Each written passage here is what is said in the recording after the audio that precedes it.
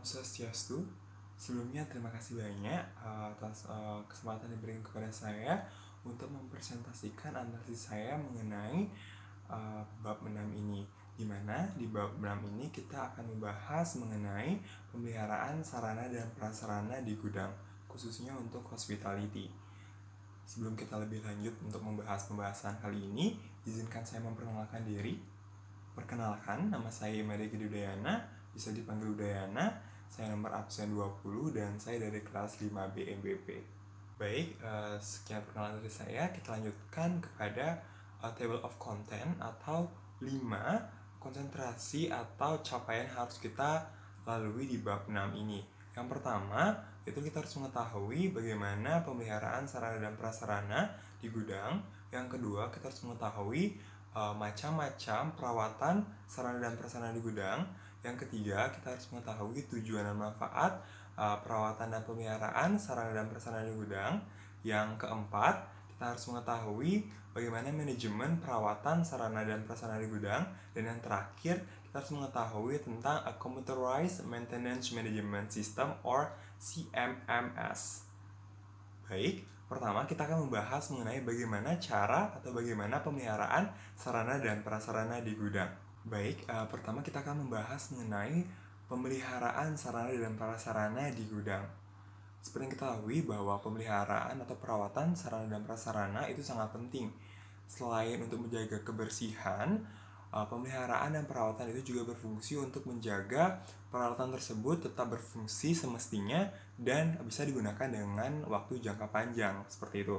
Tetapi sebelum kalian melakukan perawatan atau pemeliharaan terhadap sarana dan prasarana tersebut, ada beberapa hal yang harus kalian siapkan.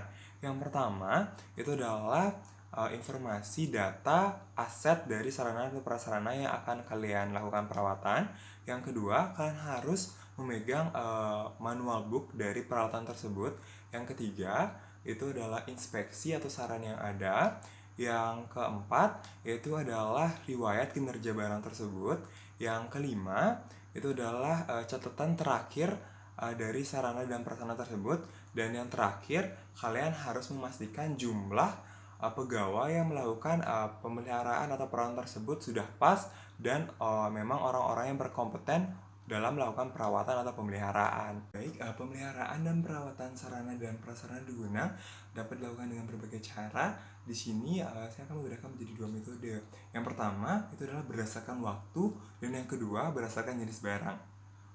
Untuk berdasarkan waktu sendiri itu dibedakan menjadi dua kembali, yang dimana itu adalah pemeliharaan sehari-hari dan pemeliharaan berskala atau berkala, yang dimana pemeliharaan sehari-hari itu dilakukan setiap hari, seperti melakukan pembersihan terhadap barang-barang tersebut, membersihkan sarang laba-laba dan lainnya. Dan biasanya pemeliharaan sehari-hari ini dilakukan sama orang yang menggunakan barang tersebut agar barang tersebut dapat digunakan terus-menerus dan tetap fungsional.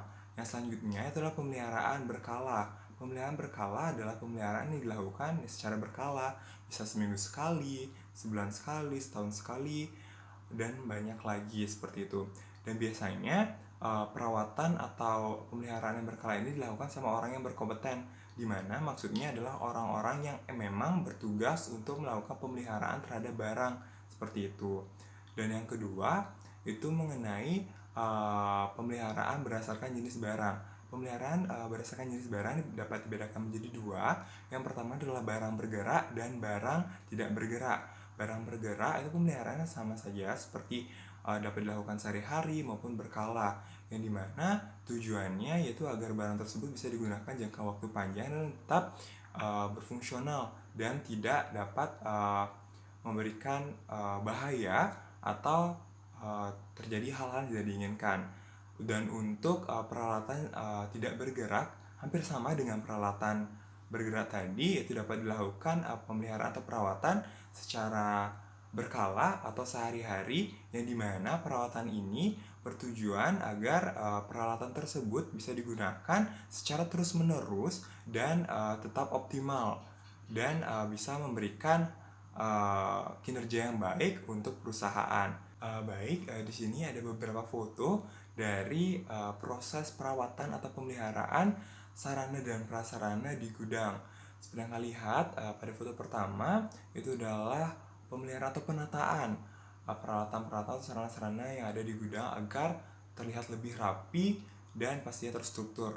Yang kedua itu ada gambar yang dimana proses pemeliharaan peralatan, dan hampir sama juga peralatan yang ketiga di mana di sana orang yang bertugas untuk merawat peralatan tersebut sedang mengecek apakah ada kerusakan dari peralatan tersebut agar nantinya peralatan tersebut dapat bekerja kembali secara optimal. Sekarang kita membahas materi selanjutnya, yaitu mengenai macam-macam perawatan yang dapat dilakukan untuk sarana dan prasarana di gudang.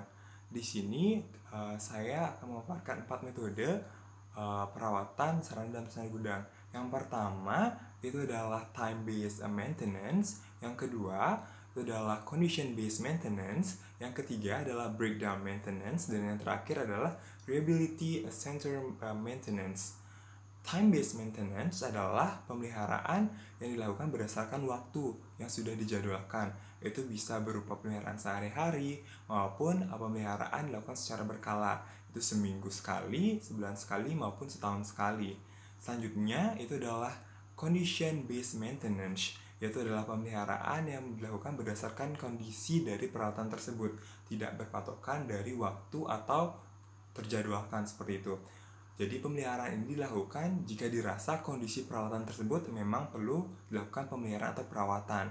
Yang ketiga adalah breakdown maintenance, yaitu adalah pemeliharaan yang dilakukan oleh peralatan di mana peralatan itu mengalami kerusakan sehingga perlu dilakukan perawatan agar peralatan itu bisa digunakan kembali. Dan yang terakhir adalah reliability center maintenance, yaitu adalah pemeliharaan peralatan jika dirasa peralatan itu tidak bekerja secara optimal atau keandalannya sudah berkurang, di mana pemeliharaan yang dimaksud di sini adalah berfungsi untuk mengembalikan lagi fungsional dari peralatan tersebut agar bisa optimal kembali dan bekerja sesuai dengan tugasnya seperti itu. Baik, sekarang kita move ke materi selanjutnya, yaitu mengenai manfaat dan tujuan dari dilakukannya pemeliharaan atau perawatan sarana dan prasarana.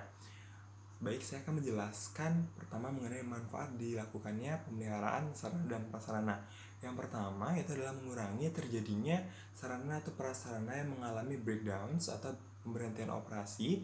Yang kedua itu adalah memperpanjang umur dari peralatan. Yang ketiga membuat pekerjaan menjadi lebih efektif. Yang keempat pastinya menjaga keselamatan barang dan juga keselamatan karyawan, karena peralatan atau sarana dan prasarana yang digunakan sudah dicek dan dipastikan bahwa aman. Dan yang terakhir itu pastinya akan mempercepat pekerjaan di gudang seperti itu, dan masih banyak manfaat-manfaat lainnya. Baik, selanjutnya kita akan move ke tujuan dari dilakukannya pemeliharaan dan perawatan. Secara umum tujuan dari dilakukan pemeliharaan itu yaitu adalah mengurangi biaya perawatan atau kerusakan, karena di sini pemeliharaan dilakukan sehari-hari berskala itu jadi langsung akan membuat peralatan tersebut menjadi lebih tahan lama dan tidak sampai rusak parah seperti itu. Dan secara detailnya sendiri untuk tujuannya pastinya itu adalah membuat fasilitas atau barang tetap terjaga keamanannya. Terus yang kedua, membuat penggunaan barang itu menjadi efektif dan efisien. Yang ketiga yaitu adalah mempercepat pekerjaan karena adanya peralatan atau fasilitas-fasilitas yang memadai. Dan yang terakhir, dengan melakukan pemeliharaan dan perawatan secara langsung melatih tanggung jawab dari si pemakai fasilitas atau barang tersebut. Baik, selanjutnya kita akan membahas mengenai manajemen pemeliharaan atau perawatan sarana dan prasarana di gudang.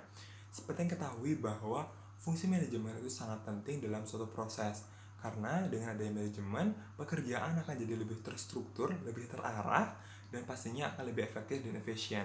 Sama halnya dengan pada proses pemeliharaan dan perawatan, di mana manajemen sangat penting karena di sini kita dapat meningkatkan pelayanan serta kualitas dari pemeliharaan atau perawatan sarana dan prasarana yang ada dengan memanfaatkan metode manajemen, yaitu adalah planning, organizing, actuating, dan controlling.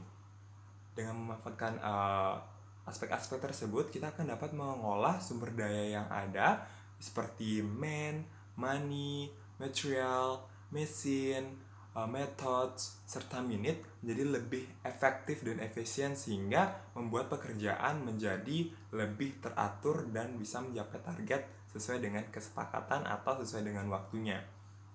Baik, kita lanjut ke materi terakhir atau materi selanjutnya, yaitu mengenai CMMS atau Computerized Maintenance Management System, yang dimana CMMS tersendiri merupakan suatu program komputer yang berfungsi untuk membantu perencanaan manajemen atau administratif, yang dimana berfungsi untuk melakukan pemeliharaan terhadap peralatan atau sarana dan prasarana agar menjadi lebih efektif. Hal-hal yang berkaitan dengan CMS ini yaitu adalah mencatat atau mengklasifikasikan permasalahan-permasalahan apa saja yang dihadapi atau terjadi pada suatu peralatan. Dan untuk sekarang CMS sendiri bukan hanya sebatas pengelolaan terhadap pemeliharaan peralatan, tetapi juga bisa meningkatkan kualitas atau kondisi peralatan maupun output. Jadi CMS ini sangat berperan penting dalam proses pemeliharaan sarana dan prasarana di gudang. Baik, itu adalah 5 pencapaian yang kita pelajari pada bab 6, yaitu mengenai pemeliharaan sarana dan prasarana gudang. Dan saya mohon maaf jika selama saya menyampaikan informasi atau materi ini ada salah kata atau salah informasi yang saya berikan, dan saya ucapkan terima kasih banyak atas perhatiannya. Saya tutup dengan Paramasanti, Om Santi Santi Om. Sampai jumpa.